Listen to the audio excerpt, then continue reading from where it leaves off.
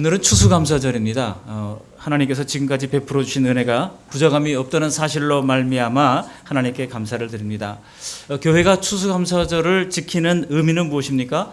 구약 성경에 나오는 절기를 보면 알 수 있습니다. 구약 성경에 보면 3대 절기가 있죠. 유월절이 있고요. 그리고 또 초막절이 있습니다.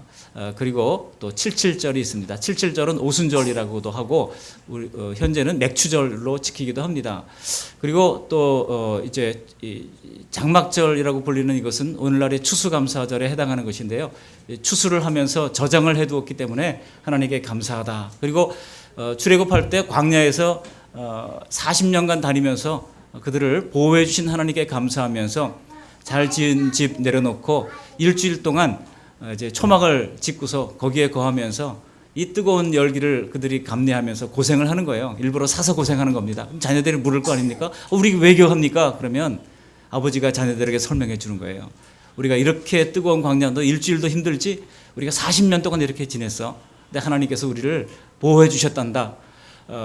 이 발에 그 신발이 떨어지지 않게 하셨고 의복이 헤어지지 않게 하셨고 또 우리에게 필요한 먹을 물 주셨고 그리고 고기가 필요할 때 만나와 메추라기를 보내주셔서 먹을 음식을 공급해 주셨던 하나님을 기억하면서 감사하는 절기가 바로 장막절이었던 겁니다. 오늘 우리가 추수감사절을 지키는데요. 이스라엘의 추수감사절은 태양력으로 보면은 우리나라로 말하면 3, 4월에 해당합니다. 지금 이스라엘을 우리가 가보면 지금 씨를 뿌릴 때예요. 지금이 파종기에 거기는 우리나라는 거둘 때인데 그래서 이스라엘식으로 성경식으로 하면은 추수감사절을 언제 지내야 돼요? 3, 4월 때를 지내야 맞아요. 근데 그건 구약적인 방식이고 그래서 봄에는 우리가 부활절이 있기 때문에 우리가 지금 이 11월 달에 추수감사절을 드리는 것은 미국식 감사절에 기원을 하고 있는 것입니다.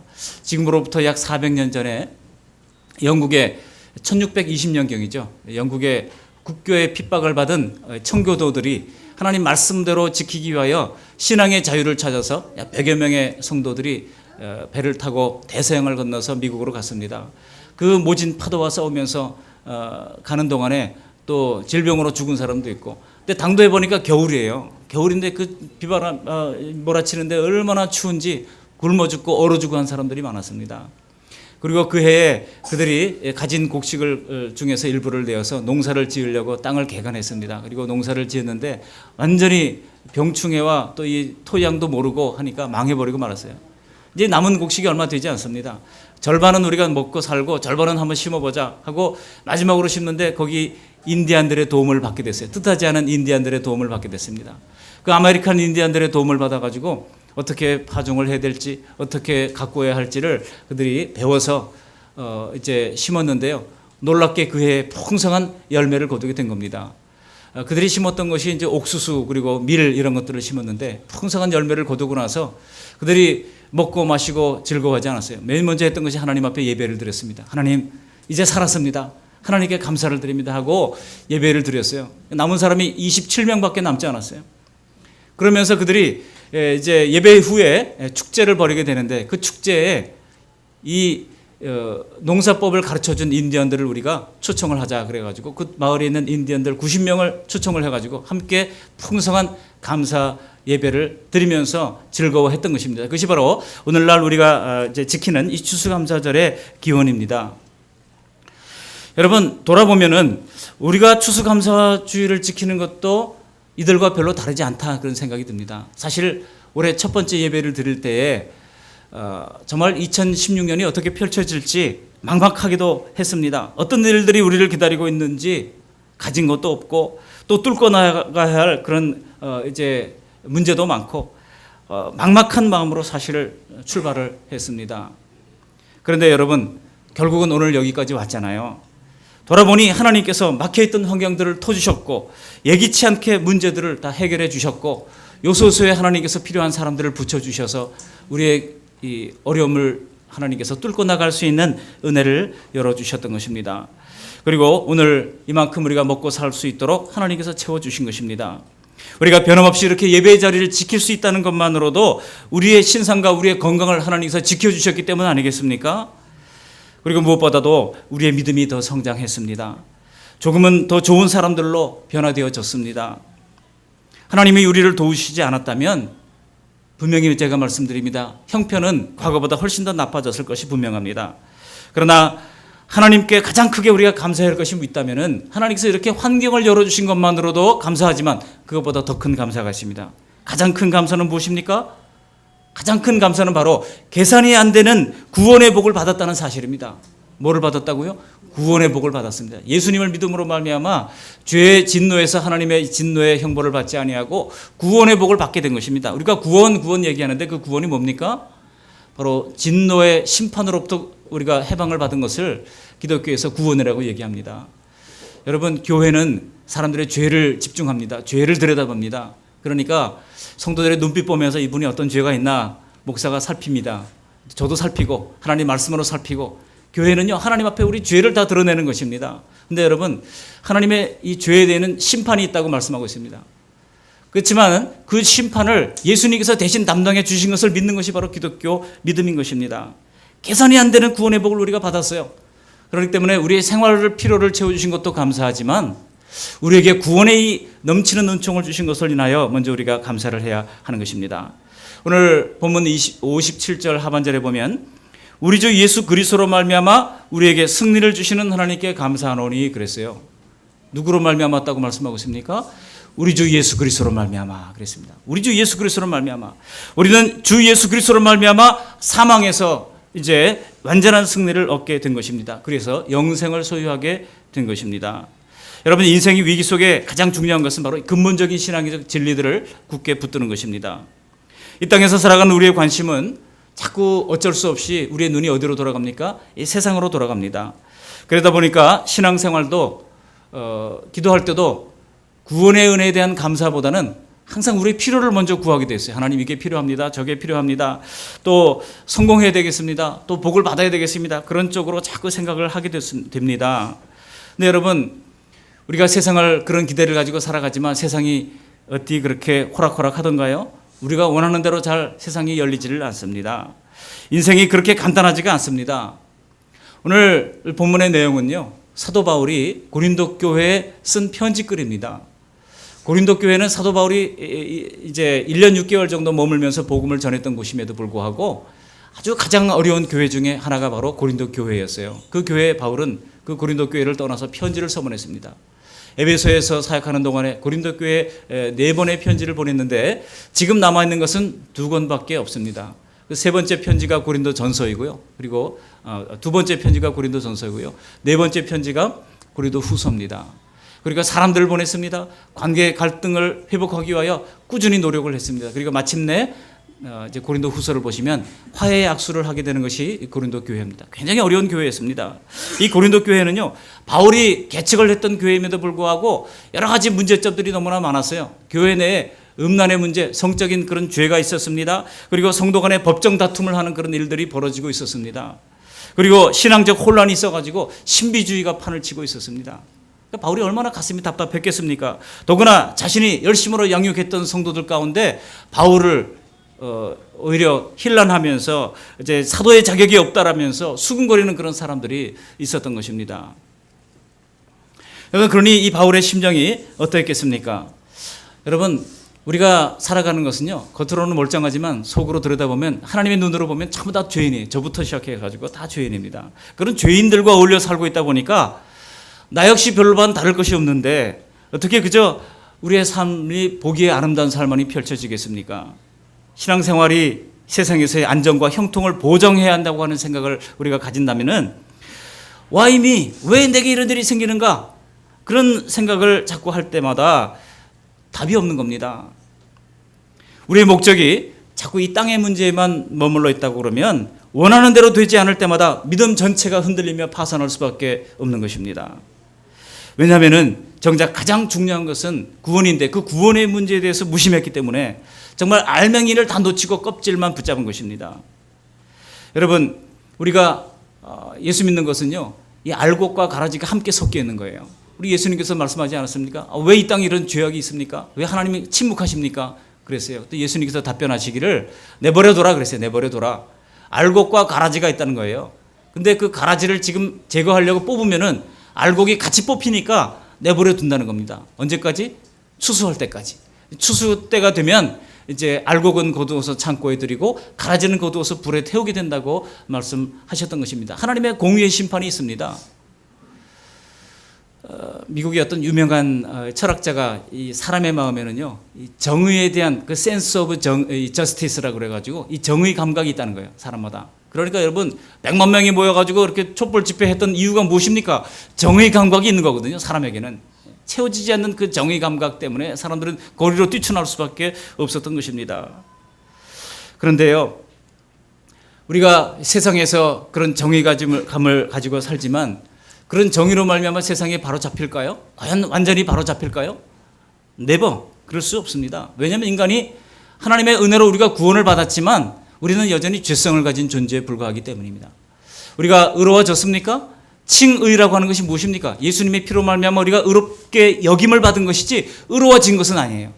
칭의로 말미암아 우리가 법정적인 의로움을 우리가 획득했지만 우리가 완전히 의로워진 것은 아닙니다. 단지 이제 그 의로움을 향해서 한 걸음 한 걸음 나아가는 단계에 있는 것입니다. 그래서 이 칭의에 관한 문제, 이 구원에 관한 문제를 우리가 놓치면은 교회를 아무리 오래 다닌다 할지라도 신앙의 알맹이는 다 빠진 껍질만 붙들고 있는 것에 불과한 것입니다. 여러분, 알곡 신자가 되시기를 바랍니다. 알곡 신자가 무엇입니까? 예수님의 구원의 은혜를 알고 그 은혜를 굳게 붙잡는 사람입니다. 가라지 신자, 알곡 신자, 같은 교회를 오랫동안 다녔다 할지라도 마지막 주님의 심판 때에는 그 결과가 영생과 영벌의 차이를 가져온다는 사실을 기억해야 할 것입니다. 그래서 오늘 추수감사절에 물론 하나님께서 우리에게 한 해 동안 베풀어 주신 은혜와 인도함에도 진심으로 감사를 드려야 하지만 그보다 더 위대하고 근본적인 은혜를 생각하면서 은혜를 나누고자 합니다. 우리가 구원에 대한 중요한 원리들을 들을 때 무슨 종교적 교리를 얘기하는가 보다 이렇게 무심히 들으시면 안 됩니다. 왜냐하면요, 이 문제가 너무나 중요한 문제이기 때문입니다. 이런 진리들은 우리 개인의 인생뿐만 아니라 우리 가족의 인생, 영원한 생애를 결정지을 수 있는 가장 소중한 이야기이기 때문입니다. 이런 영적인 이야기들을 자주 듣고 완전히 이해되도록 하나님 말씀 앞에 나아가는 저와 여러분들이 되시기를 바랍니다. 여러분, 왜 그렇습니까? 믿음은 들음에서 난다 그랬어요. 로마서 9장 10절 이하에 보시면 믿음은 들음에서 납니다. 그리고 들음은 그리스도의 말씀으로 말미암는다고 말씀하고 있습니다. 그러니까 하나님의 말씀, 성경 말씀을 가까이 끼고 살아야 합니다. 저는 오늘 본문을 통해서 세 가지 영적 진리들을 살피면서 함께 은혜를 나누고자 합니다. 첫 번째 영적 진리, 단어로 말하자면 감사하라는 것입니다. 감사. 여기 57절 말씀을 다시 한번 읽어보십니다. 우리 주 예수 그리스도로 말미암아 우리에게 승리를 주시는 하나님께 감사하노니. 제가 좋아하는 단어가 있는데 승리예요. 우리 한국 사람들은 전부 다 이 승리라고 하는 것을 좋아하는 것 같아요. 우리 목사님들이 모여서, 사실 목회자들이 모여서 운동할 수 있는 게 뭐가 있겠습니까? 이 신학교도 운동장이 좁잖아요. 좁은 곳에서 공부를 하시던 분들이 운동할 수 있는 게 족구가 제일 아주 보편적입니다. 족구를 할 때 보면 그 라인을 넘어갔냐 안 넘어갔냐를 가지고 나중에는 막 다투다가 이 목사님들이 구원받았느냐고 막 물어봐요. 당신 구원받은 게 맞는지, 구원이 의심스럽다 그러면서 막 그렇게까지 이야기를 하는 경우들이 있습니다. 왜 그렇습니까? 한국 사람들은요, 이 승리에 목마른 사람들인 것 같아요. 과거에 제가 어릴 시절에 도시락을 싸가지고 왔었는데 이게 먹다가 다 남기면은 저를 가르쳤던 선생님이 혼냈어요. 남은 애들 막 나와서 그냥 이제 얼차려도 주고 막 그랬어요. 왜 그런지 아십니까? 그거 다 먹어야 힘을 내가지고 일본 놈하고 싸워서 이길 거 아니냐는 거예요. 그거 안 먹으면 일본 놈한테 질 거 아니냐는 거예요. 다 먹으라고 그렇게 윽박질렀던 그런 기억이 납니다. 그러니까 다른 사람들한테 다 져도 괜찮은데 누구한테는 이겨야 돼요? 일본 놈한테는 이겨야 되는 거예요. 다른 건 몰라도 일본 사람하고 권투 경기가 열리는 날이나 또 일본 팀하고 축구 경기가 열리는 날이나 뭐 일본 팀하고 무슨 스포츠 경기가 열린 중계가 있는 날이면 그냥 다 걷어치우고 다 그냥 가서 거기에 그냥 흑백 텔레비전 보면서 외쳤던 그런 기억이 납니다. 우리나라 사람들은 승리에 대한 이 목마름이 얼마나 큰 민족인지 몰라요. 뭐든지 이겨야 돼요. 그러다 보니까 작은 일도 이기려고 안간힘을 쓰는 것을 볼 수가 있습니다. 게임을 해도 마찬가지입니다. 게임을 해도 이기려고 그냥 눈에 불꽃이 튀는 것을 볼 수가 있습니다. 네, 여러분, 오늘 여기 승리를 주신 하나님께 감사라고 말씀하고 있습니다. 57절에 여기 키워드가 있다면 승리입니까? 감사입니까? 감사에 있어요. 승리를 주신 하나님께 감사라는 겁니다. 이기라고 하는 게 아니에요. 이미 이겼습니다. 누가 이겼습니까? 하나님이 이기게 하셨어요. 승리를 하나님께서 우리에게 거저 주셨다는 겁니다. 내 능력으로 내 힘으로 이긴 게 아니에요. 하나님이 이미 예수님으로 말미암아 이기게 하셨다는 겁니다. 근데 그 사실을 인하여 우리가 감사하라고 우리에게 요구를 하고 있는 것입니다.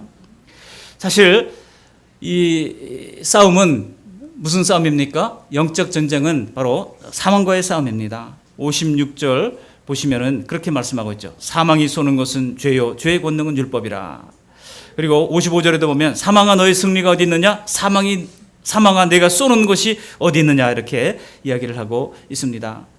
이것은 인간이 승리를 얻었는데 예수님이 승리를 주신 것은 바로 사망과의 싸움에서 우리에게 승리를 선물로 주셨다는 겁니다.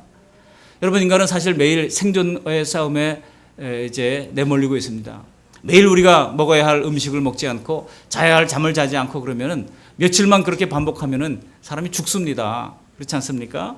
그러니까 매일 엄밀한 의미에서 사실은 사람들이 사망과의 싸움을 매일매일 싸우고 있는 것입니다.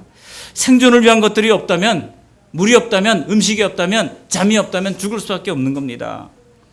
사람들이 살아가고 있지만 사실은 죽음이 이미 정해진 그 길을 우리가 뚜벅뚜벅 걸어가고 있는 것에 불과합니다. 생각하면 참 서글픈 일이 아닐 수가 없습니다.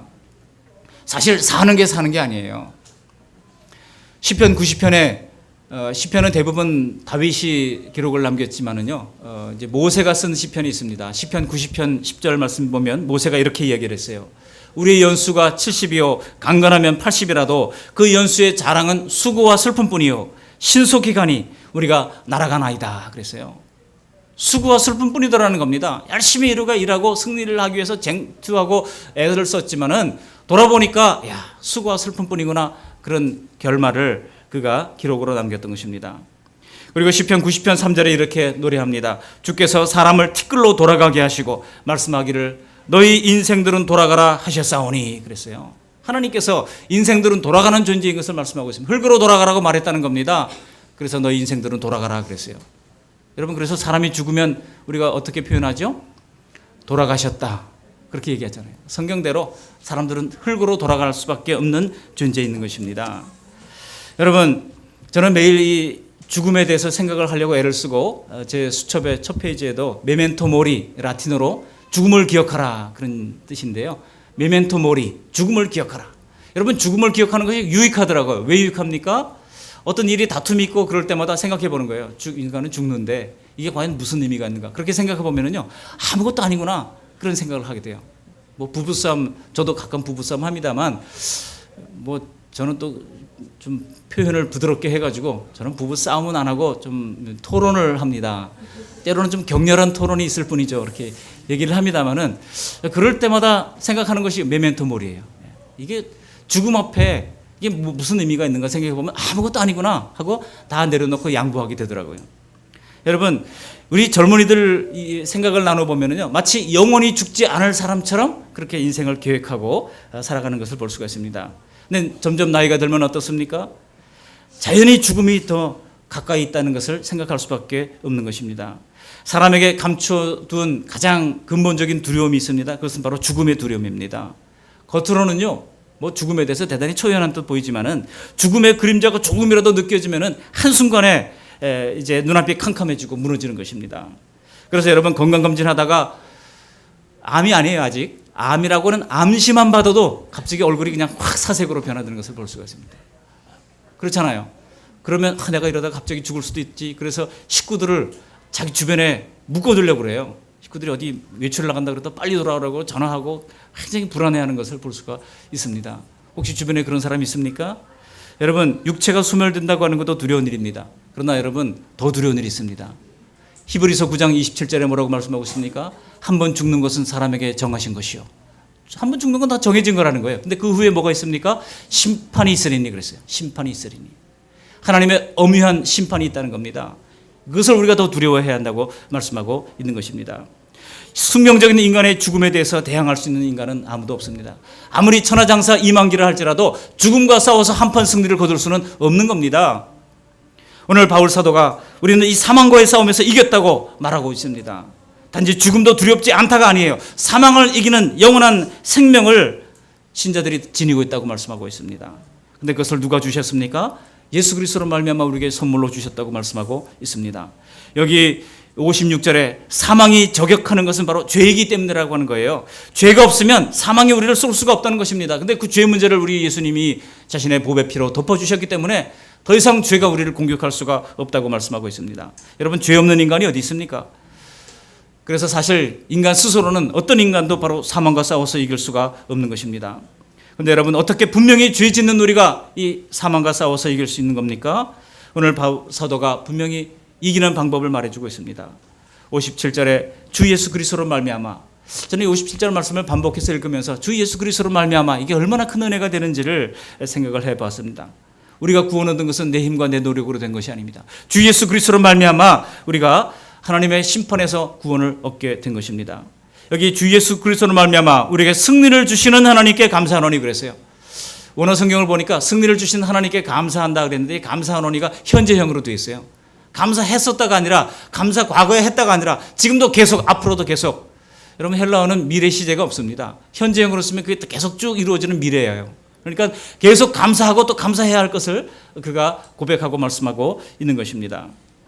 이 싸움에 대한 승리는 죄인인 우리가 싸워서 얻은 것이 아니고 바로 예수님으로 말미암아 하나님께 인정받은 승리라는 사실입니다.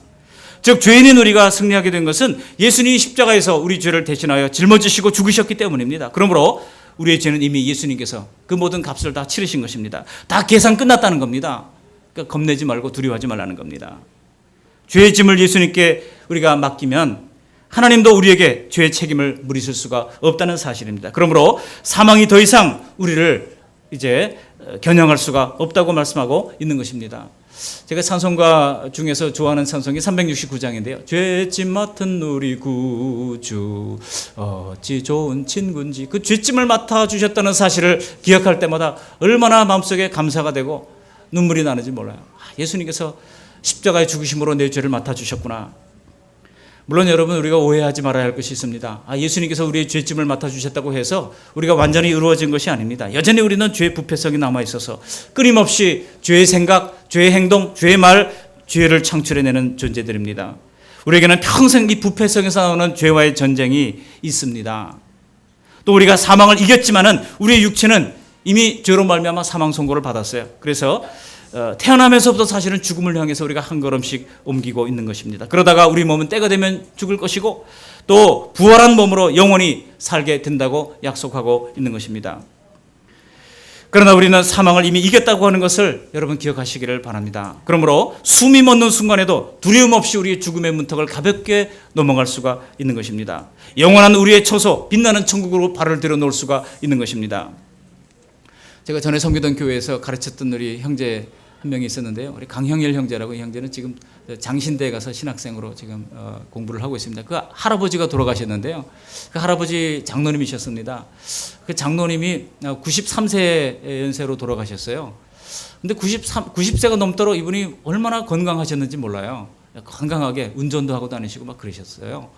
그런데 이분이 갑자기 이렇게 안 좋아지셔가지고 병원에서 이제 가셨다가 요양원에 가시고 결국은 이제 중환자실도 왔다 갔다 하시다가 돌아가시게 됐는데, 돌아가실 때까지 의식이 갑자기 또렷하게 돌아오시더라고요. 가족들 하나하나 눈을 다 맞추시면서 인사를 하고, 그리고 찬송을 불러달라고. 그 찬송이 뭔지 아십니까? 죄짐 맡은 우리 구주 어찌 좋은 친구인지. 그 찬송을 불러달라고. 그래서 찬송을 다 같이 우리가 이제 예배를 하면서 불렀어요. 찬송을 다 불렀는데 아멘 하는데 돌아가셨어요. 보니까.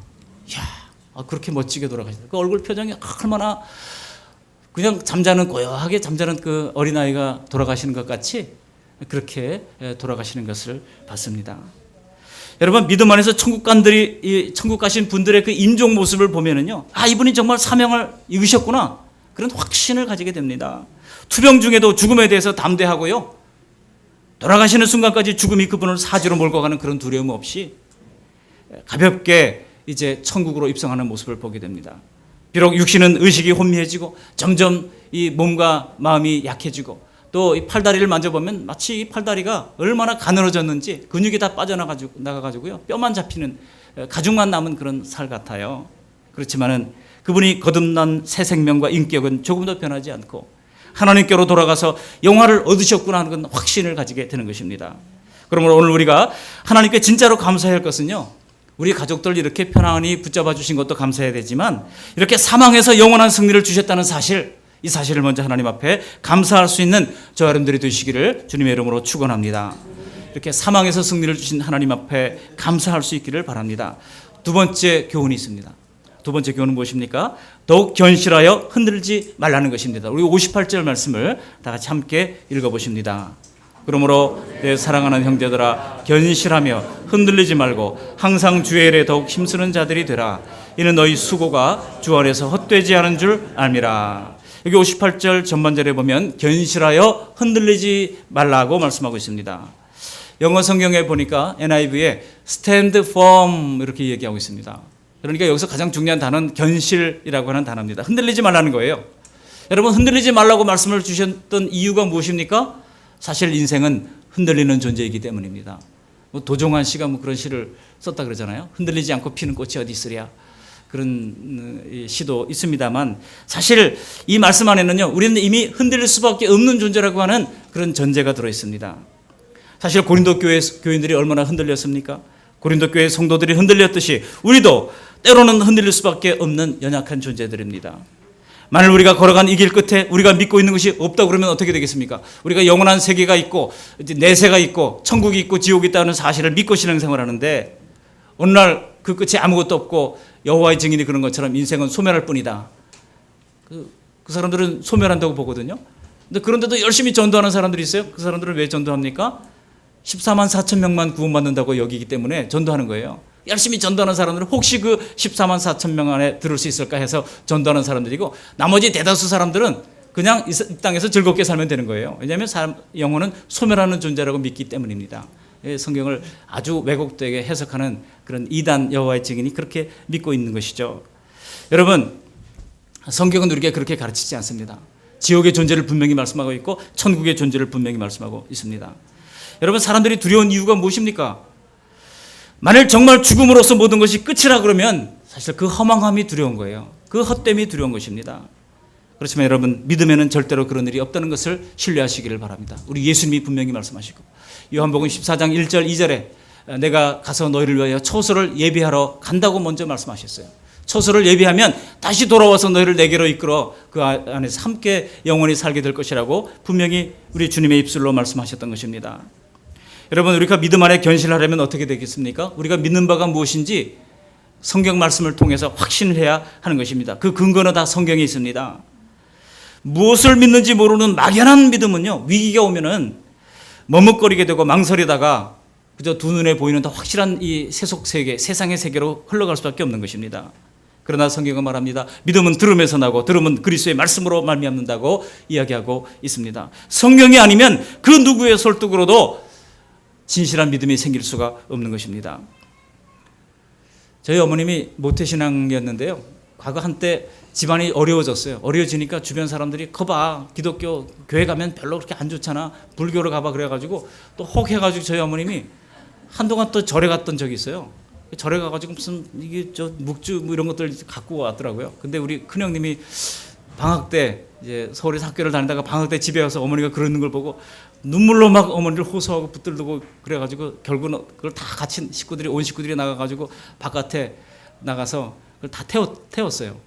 거기서 받아왔던 거 다 태우고, 그러니까 그래, 네가 그렇게 얘기하니까 내가 다시 교회를 나가야 되겠다. 근데 나중에 교회를 나가시면서 성령이 함께 하시고 성령의 은혜를 받아가지고 그 동네 일대를 다 복음하는 일에 저희 어머님이 힘을 썼던 그런 일이 있습니다. 우리가 흔들리면은요, 저희 아버님이 잘 나가시던 분이 갑자기 그 공장에서 불이 나는 바람에 완전히 그냥 다 이제 망했거든요. 그야말로 완전히 쫄딱 망했거든요. 그야말로. 그러니까 어머님이 그런 거예요. 하나님 믿는다 그러면 하나님이 뭔가 잘 되는 일도 좀 보여주셔야지 믿을 때 신이 나지 왜 이런 꼴이 되느냐 말이에요. 여러분, 우리가 과거에 역사적으로 보면 500년 동안 불교를 믿었잖아요. 또 500년 동안 유교를 경험했잖아요. 우리나라가 어떻게 됐습니까? 그 끝이 뭡니까? 잘 됐습니까? 하나도 잘 된 것 없어요. 근데 새로운 500년을 우리가 실험하는 겁니다. 하나님께 우리가 믿음으로 개헌의회를 할 때 기도하고 시작했잖아요. 이윤영 의원 기도하고 시작하시오. 이윤영 의원이 우리 초대 이제 국회의원이었는데요. 이분이 재헌의회 의원이었는데 이분이 목사님이었거든요. 이분이 기도를 하고 시작했던, 성경책에 손을, 미국처럼 성경책에 손을 얹고 기도하고 시작했던 의회가 우리나라 재헌의회입니다. 놀라운 역사를 우리가 가지고 있어요. 새로운 출발을 한 것입니다. 그랬더니 하나님께서 조금 우리의 길을 열어주신 것입니다. 앞으로 더 잘 믿어야 합니다. 하나님께서 은혜를 우리에게 베풀어 주시고 대통령이 무당에 휩쓸리지 않도록 우리가 기도해야 됩니다. 비상한 시국입니다. 우리가 더 깨어 기도해야 합니다.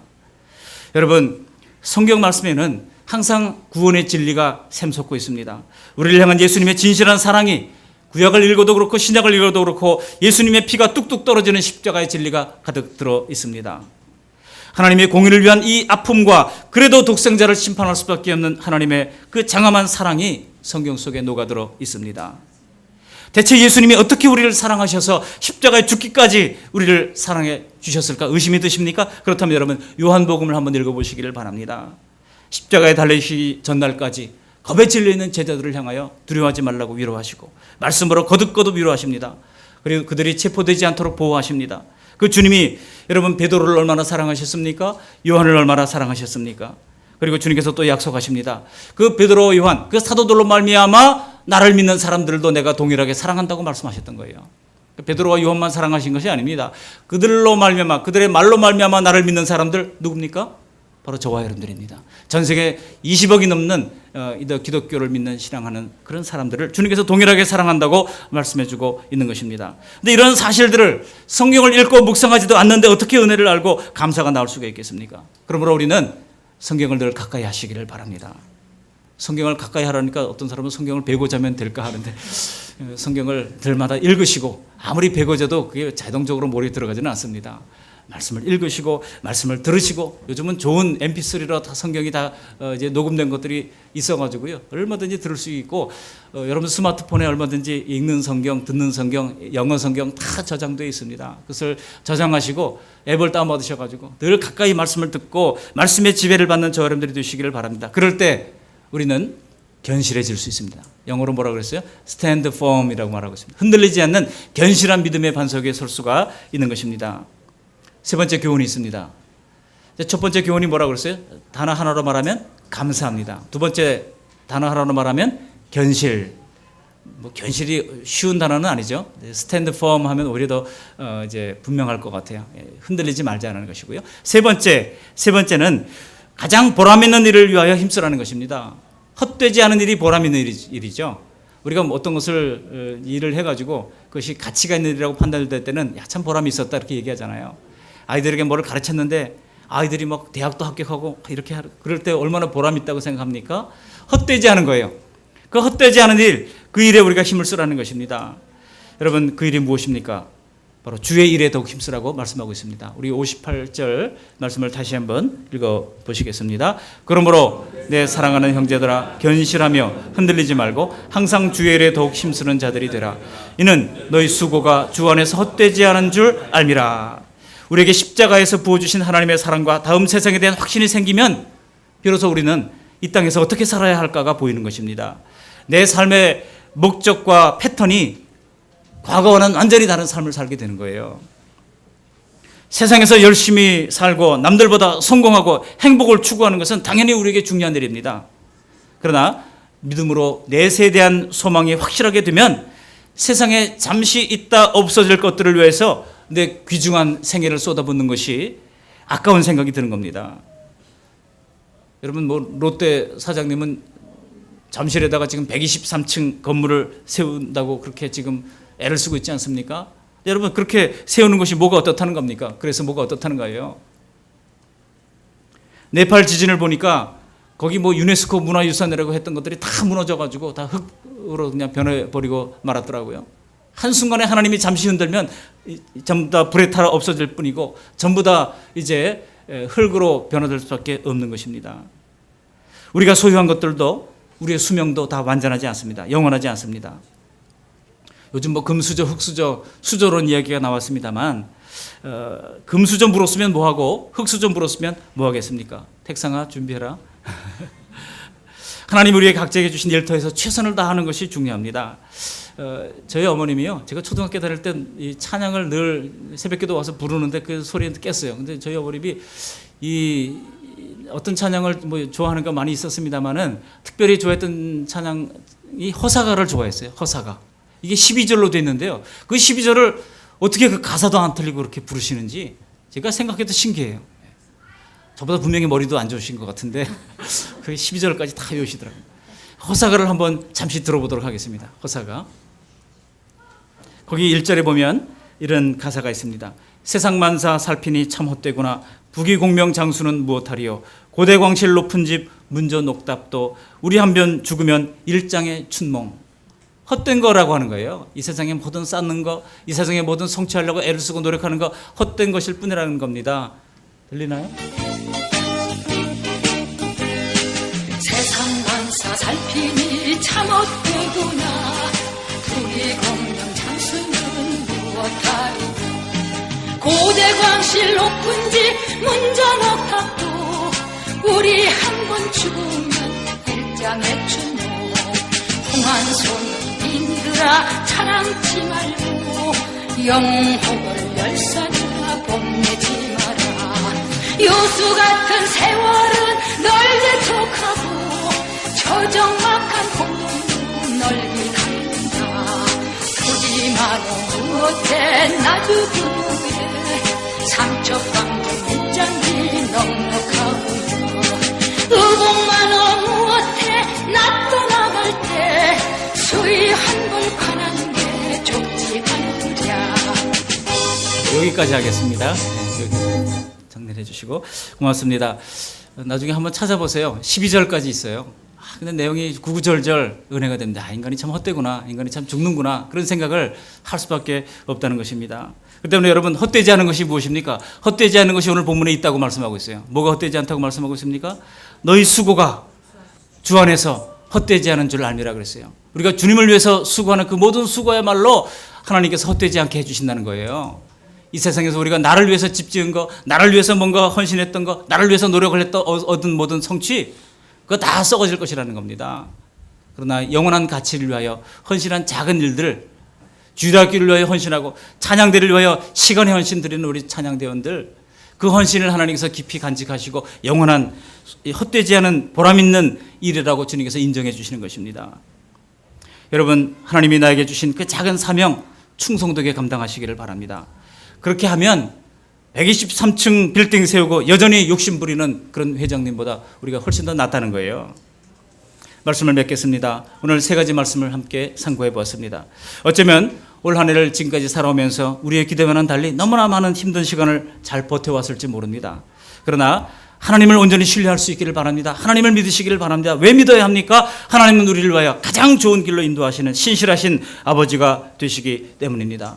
그래서 혹시 우리가 우리의 실수로 말미암아 우리의 죄성으로 말미암아 잘못되고 망가졌어도 그 상황에서 하나님 앞에 엎드려 고백하고 용서를 구하기만 하면 그 하나님께서 개입하셔서 우리의 삶을 최상의 결과로 다시 빚어주시고 만들어주신다는 사실입니다. 오늘 추수감사절입니다. 여러분, 추수감사절이 무엇입니까? 우리 형편이 어떻든지, 우리의 환경이 어떻든지, 우리의 미래가 앞으로 어떻게 될지 상관없이 오직 하나님을 바르게 믿고 따랐더니 그런 민족을 하나님께서 책임져 주셨다고 하는 것이 이 추수감사절 아닙니까? 여러분, 배고픔과 추위와 두려움에 떨면서도 오직 하나님을 믿고 예배드리며 제단을 쌓았던 그들의 자손이 세계 최강국으로 하나님께서 빚어주지 않았습니까? 오늘 힘든 가운데도 하나님을 믿고 예배하는 삶을 살아온 우리에게도 한 해 동안 먹고 살 수 있도록 풍성한 복을 주신 것을 감사하면서 우리에게 이 구원의 은혜, 구원의 감격을 함께 누리는 저와 여러분들이 다 되시기를 주님의 이름으로 축복합니다. 아멘. 고마우신 하나님 감사합니다. 오늘 귀한 말씀을 우리에게 들려주셔서 고맙고 감사를 드립니다. 우리에게 승리를 주신 하나님께 날마다 감사할 수 있도록 도와주시옵시고 하나님 말씀으로 말미암아 하나님의 예비하신 그 귀한 구원의 진리를 견실하여 흔들리지 않는 믿음으로 날마다 세워질 수 있도록 도와주시고 헛되지 않은 일, 가장 보람있는 일, 주의 일에 더욱 힘쓰는 주의 백성들이 되어서 날마다 더 풍성한 감사로 하나님께 영광 돌릴 수 있도록 이끌어 주시옵소서. 예수님 이름으로 감사하며 기도드리옵나이다. 아멘.